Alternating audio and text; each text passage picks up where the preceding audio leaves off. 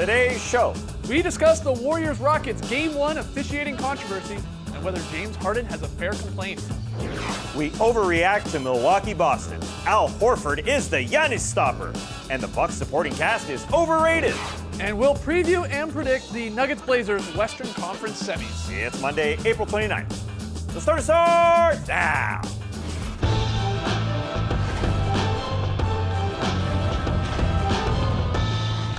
Good evening, sweet world, and welcome to The Starters, presented by Jack Daniel's Old No. 7 and Tennessee Honey. I'm J.E. Skeets, alongside me as always, Tass Mellis. We got the Aussie Lee Ellison over yonder. That's the bearded one, that's Trey Kirby. Hey-yo! Hey-yo! Trey, what's up tonight? Well, I'm here at the internet looking for your best tweets at hashtag The Starters. And guys, today is International Dance Day, a definitely real thing that has been around since 1982. It's a global celebration of dance, done, considering the NBA just might have the greatest collection of non-dancing dancers in sports history. I figure what better way to celebrate International Dance Day than by enjoying some of our favorite dancing clips, including this one of Boban getting a little bit too sexy. But it brings us to today's question. What is your favorite NBA dance? There are so many choices, so here's an off-the-wall one. The Starters dancing to the Inside the NBA theme song. We did this during a live show in 2015, and it went on for at least 8 minutes, probably closer to 13. And when you're dancing for that long, you come up with some really weird moves. Yeah. But if you want some even weirder ones, watch a video of a guy dancing to the Becker theme song.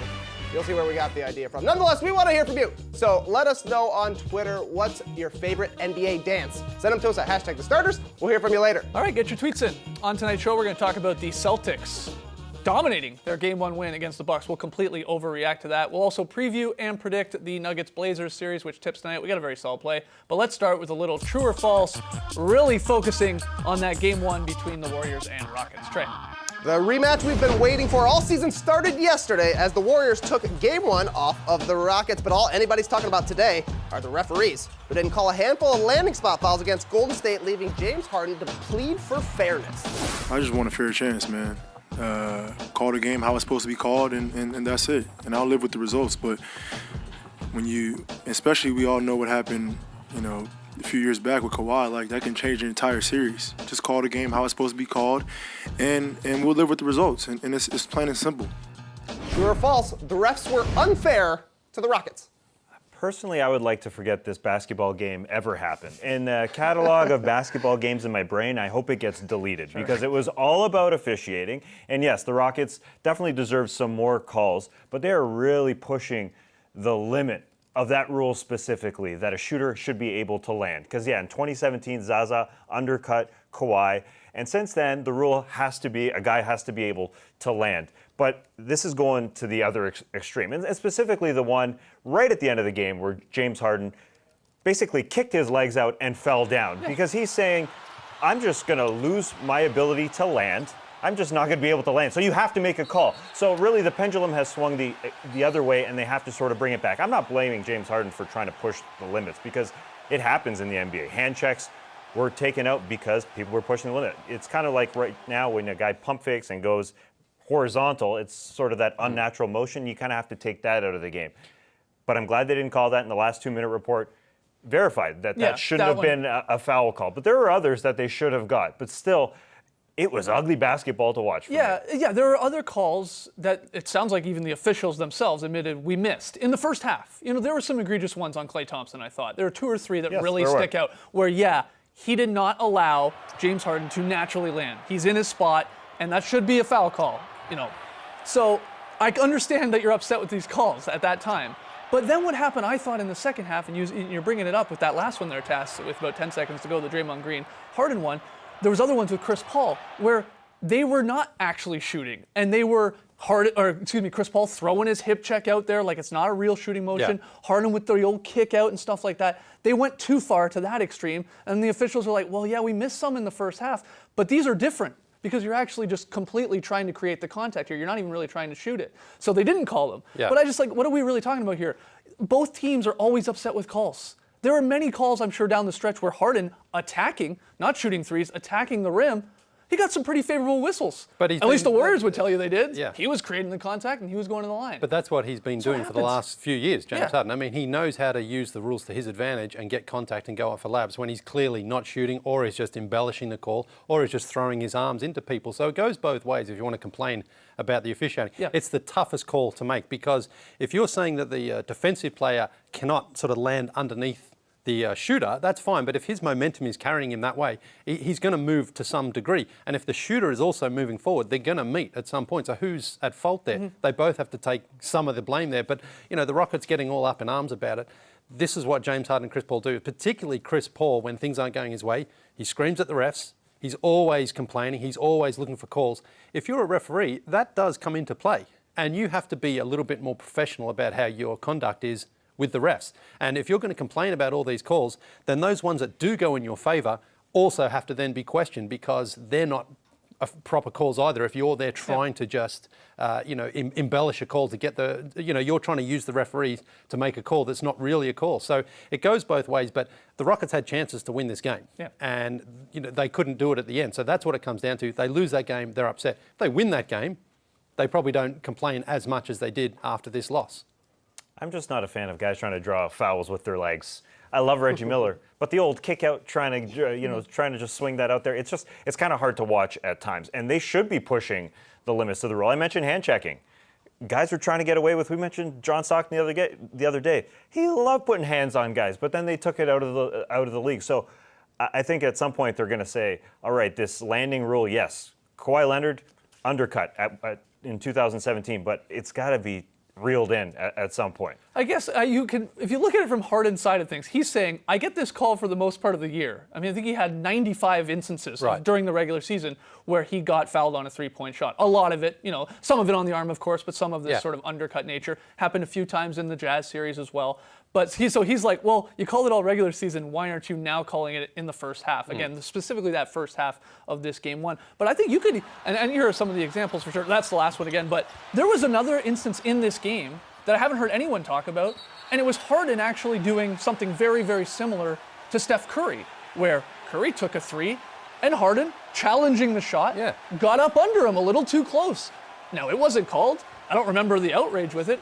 But this is the Rockets. They're trying, and here it is. Here, like they're spinning this narrative, like, "Hey, we got screwed last year. We're getting screwed again already in Game 1, and now it's going to be interesting to see in Game 2 if the referees and the officials on that game overcorrect and go back to the other extreme and start calling every little bump. And that's here. the thing on that one. Don't. Like, what is Harden supposed to do? His momentum carries in there, and he tries to sort of stop and so that he's not doing anything. But if Steph Curry comes down on his ankle, then that does get more attention. I mean, there's a certain part where your body, you just can't control how far forward you're moving with your body. And when you're in the air, if you can't just jump up and straight back down. We see a lot of times guys, when they shoot threes, they put so much behind it, it just carries their body forward. Yeah. So it's not always on the defender. And as you pointed out in that one there with Steph, I mean, he goes up and Harden's just coming for a closeout, and he's there naturally. Right. So I don't know. So you have no problem with I mean, sort of call in that. I don't know what he's supposed to do. And the same with a couple of those ones with Klay Thompson. He's challenging the shot, so he's jumping forward. He's going to be there. I mean, there's a difference between plonking your foot underneath and not even jumping and contesting versus going up to try to get a hand on the ball. It's very, very difficult. We could talk about it for all the show here, but let's get to the next I hope topic. I forget about it. Yeah. Let's keep it like a backseat. Keep your hands and legs to yourself. Anyways, lost in the refereeing shuffle was Kevin Durant's huge Game 1. KD went for 35 on 11 of 25 shooting, had 5 rebounds, 3 assists, a block, and a steal in the win. Afterwards, Steve Kerr, big up the 2-time Finals MVP. Said it a few times this week. I mean, he's the most skilled basketball player on earth. He's one of the most skilled basketball players to ever play the game. There's never been anybody like him. 6'11", handles the ball, shoots threes, passes, defends.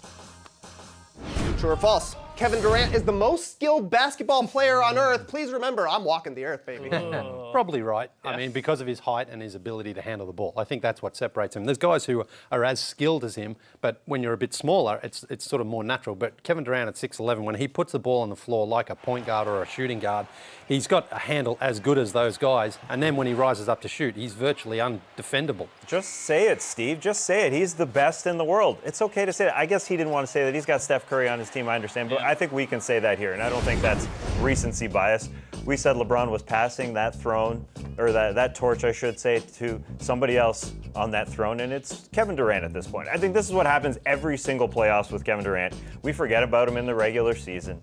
He's just another one of the top 5 guys, probably because Steph is on his team, and then we remember, oh yeah, he can do absolutely everything on a basketball floor. Just call him the best, and we should give him that title for a couple years, most likely. It's the way he goes about getting his 35, 40, 50 points, too. It's like when Curry does it, he's like a stick of dynamite, and he just explodes, and he's hitting all these threes, and suddenly the dam is broken, you're down 20. But Durant just has this methodical way of going about accumulating points, sort of like a death by a million paper cuts. He just keeps coming and keeps coming, and he can score in any possible manner. From three-point, driving, fadeaways. He's busting out the Dirk one-legged fadeaway. Like, it's just unbelievable. Yeah. But, yeah, it's him, maybe Kawhi as the most skilled player right now, what we've seen in Game 1. Yeah. I'm just saying it's a short list with no LeBron in the playoffs. We can't just give Kawhi for one game.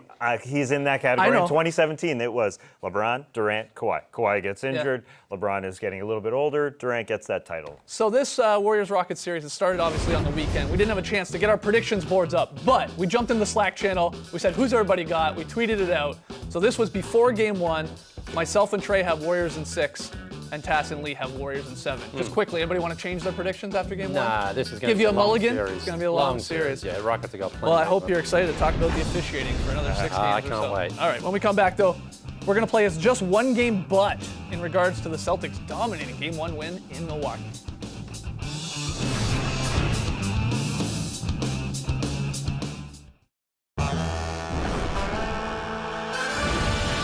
The Starters is presented by Jack Daniel's Old No. 7 and Tennessee Honey. The Boston Celtics are off to a great start in their Eastern Conference semifinals matchup. On the road in Game 1, the C's defeated Milwaukee 112-90 on Sunday afternoon, stealing home court advantage. So let's play It's Just One Game But, a segment where we completely overreact after 48 minutes of basketball, really blow things out of proportion, Trey. Giannis Antetokounmpo will probably win the MVP, and he dominated the Pistons in round 1, but now he's facing off with Al Horford, who helped limit Giannis to 22 points on 7 of 21 shooting in Game 1.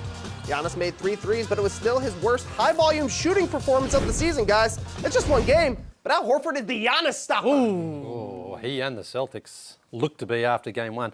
That looked a lot like last year's playoff series to me, where Giannis was trying to sort of bulldoze his way in, a little impatient on the offensive end, and Horford was just waiting there for him. And whenever Giannis sort of got a little bit trapped, other guys would just come and poke that ball and really just There were harass always him. 2 or 3, sometimes 4 guys around Giannis. And Giannis, you know, he needs to work on this a little bit. He wasn't quick enough to recognize that and to fire that ball out. And you know what? Even if he did fire it out, they probably would have missed their shots yesterday anyway. A little different than playing the Pistons, maybe? Just a touch, yeah. But look, Boston came in absolutely ready. They had a game plan. They executed it perfectly. The Bucks got down early, fought back, but then Boston just pulled away. Got a lot of things to work on, though, for Game 2, because Boston looks very good.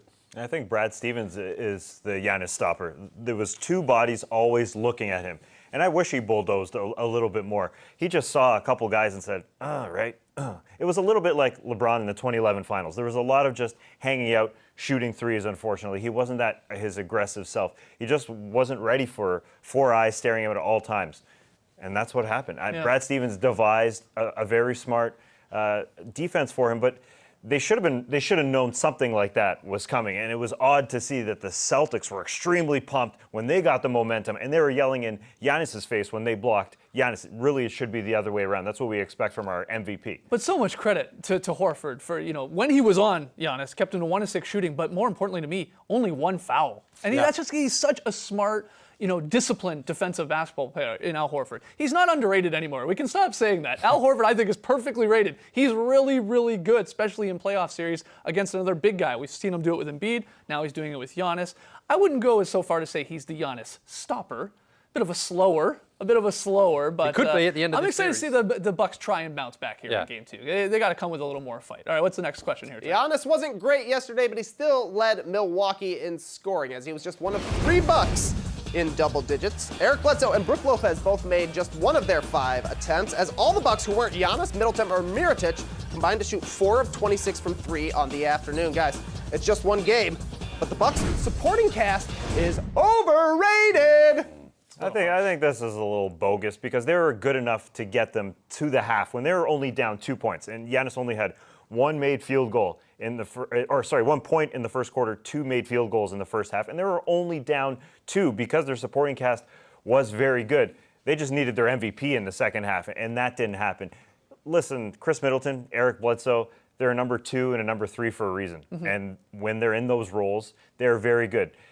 It just, there wasn't a number 1 on their team yesterday. Everyone was sort of there, and everybody kind of chipped in, and that's why their roles were all especially a little messed when you up. compare it to the Celtics role players, the guys coming off their bench that I thought contributed to this game. I mean, Gordon Hayward continuing his strong play here in the playoffs. Awesome. Yeah, especially as a playmaker. I thought he was great. Terry Rozier, I mean, he's back to being a little playoff Rozier when he plays the Bucks. 11 and 9, gave him 6 fouls too. I mean, obviously really aggressive. And Baines, limited minutes, hurt the ankle, but he was a plus 11 when he was out there in his 9 minutes. So they were getting those contributions where some of these other guys on the Bucks were, for the most part, missing threes. But Giannis is not going to be able to do it by himself. They're going to have Bucks to hit had threes. George Hill had 9 points in the first half. Mirotic had 9 points in the first half. The worrisome part is, can they do that again? Well, the worrisome part is Bledsoe was awful again. He tried to shake all that out in the first quarter, I think. We will see Game 2 coming up a little bit later this week. When we come back, though, we're going to preview and predict the Nuggets-Blazers second-round series, which tips tonight.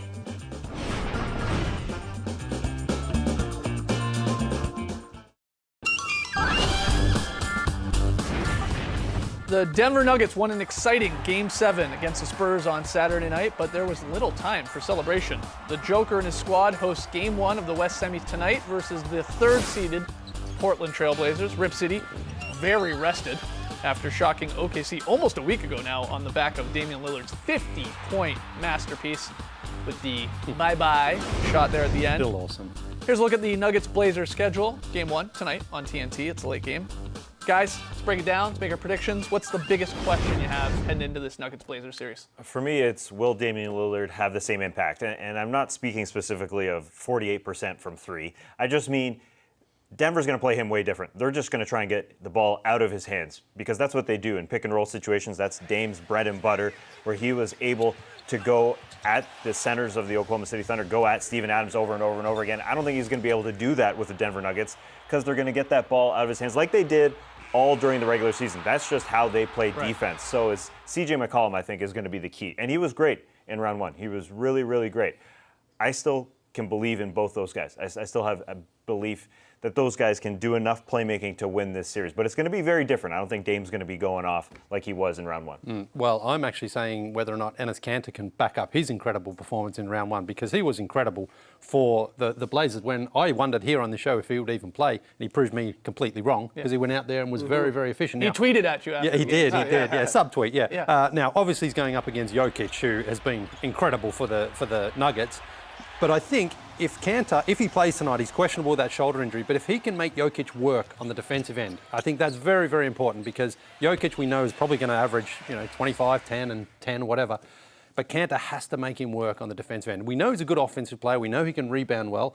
And defensively, use his body like he did in that first round, where he was physical. He was really out there throwing his weight around, and that just makes a difference to the Blazers. They obviously don't have Nurkic. Then they've got Leonard or Zach Collins out there as well. But Kanter needs to play important, impactful minutes and to give the Blazers a real chance. Can he be physical, too, with the shoulder injury? Well, that's a big question. I know he's a tough guy, but not easier said than done. Jokic is a load, too. He loves to just be super physical when he's playing. It will be interesting because Jokic, during the season, was 25, 10, and 8 with Yusuf Nurkic healthy. So, he could have a huge series. That's why I'm a little curious who's going to hit threes for either one of these teams. I think that Jokic is going to show up. Lillard is going to show up. I got trust in Murray and McCollum. There's going to be a lot of supporting players who need to make shots for both of their offenses to be good. On the Blazers side, Aminu, Hood, Evan Turner, Seth Curry all hit a bunch of threes in the first series. That really juiced the Blazers' offense because when Damian Lillard is getting rid of the ball, those guys are going to have open shots. If they make them, that's huge for the Blazers. If not, the Nuggets are going to be hoping that their guys hit their open shots too, because that's basically why the role players on the Nuggets are even out there, is to hit open shots off passes. Sometimes it was okay in the first round, not always. Yeah, and regardless of the analysis, the other basic factor that this comes down to is the Blazers in the second round now for the third time with Lillard and McCollum trying to get to their first conference finals, while the Nuggets haven't been to the second round. This is their first time. Yeah. So there is an experience factor there. Do you think there's any worry from the Nuggets side of things that they're just happy to be here? It was a great season, won a lot of games. We got that monkey off our back winning a playoff series, and now everything else is just found money. A bit. It's natural, I think. Yeah. This is it. This is sort of their peak right now. You have that emotional victory in Game 7 at home, and then you only get a day or two. Yeah, it's a quick turnaround here. Yeah, even though you're at home and you have that advantage there, but the Blazers are coming in fresh and ready. But you know what we're going to be talking about? Rest versus rust on tomorrow's show. I guarantee it. Let's see our predictions for this Nuggets-Blazers series. Whoa! Okay, I'm the only one taking the Nuggets in 7. Obviously, I think it's going to be a close series. Home court could come into play. Worked for them in the last round. Everybody else has the Blazers. We got Tass and Lee saying Blazers in 6. You're saying Blazers in 7. Yeah, we're going to see another Damian Lillard walk-off to end the series. He's going to have 3 in his career. He's going to be the new Michael Jordan. It's going to be crazy. I do feel like a little bit of an idiot picking right now against Damian Lillard. Yeah. I do. But the Nuggets are a good team, and you're right. They're going to play him differently. At least we would expect them to. Everybody is calling this Lillard's 2011 Dirk run. Dirk was insane in the second round of the playoffs. He shot 75% from 3. We'll see if Damian Lillard does the same. I think tonight is the one that the Blazers can just steal home court. Right. I just think, just on what we're saying before, they're ready, they're fresh. Are they rusty? Well, we'll find out. We will find It'll out. be a We're one-point gonna take game. one more That'll decide break it. when we come back. Lily here. He's a little rusty. Had the weekend off. We'll see if he comes up with a very solid play. Who knows? Shout out to Rusty Mintz.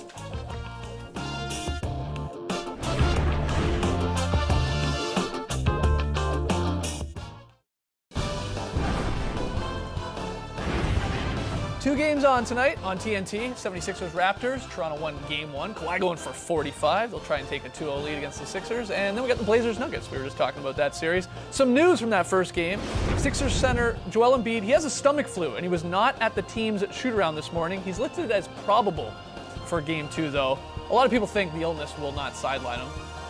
And by the way, Hulu, you owe us some money now for showing that clip. So he probably will play, but does have the old stomach flu this morning. All right, we asked you what's the best NBA dance. Hit us up on Twitter. What do you got, Trey? If you're not sick already, this will make you sick. Anyways, we got some great suggestions. A lot of people suggested Shaq with the Jabberwockies. Less common, however, was Shaq doing the bird when his pants suddenly fell off for some reason. Very weird moment. Also great, James Harden and Clint Capella having a good time going back and forth. And who can forget our old friend Brent Barry at the three-point contest, hitting the Seawalk, some more classics. Steve Ballmer dancing to Fergie at halftime. But my favorite answer, the Chris Duhon travel dance. There he is in the background. Yep. Yeah, a blog superstar back in the day. Keep your eye on him there. Good tweets, guys. All right, Lily, very solid play. Yeah, the first play of the game here from the Warriors, and it's a beautiful netball play. Look at this ball just fizz around. Draymond backdoor and a layup. Perfect. He didn't go for any raucous dunk or anything like that. Right. He just knew, like, hey, let's get the VSP out of the way and then we can go on to finish the game. And that's what I call a very solid play. Very solid indeed. Also solid, tomorrow's Tuesday, which means we got a drop podcast for you. We'll get it up as soon as possible. Get your questions in right now. Hashtag the starters. Email us, thestarters@nba.com. We'll be talking about tonight's games. I'm sure we'll get into the Rockets Warriors, officiating controversy, a whole lot more. And we'll have some fun as well. A little top 5 list and all that. But otherwise, we'll see you here tomorrow night. NBA Game Time Live coming up. Brace the night, people.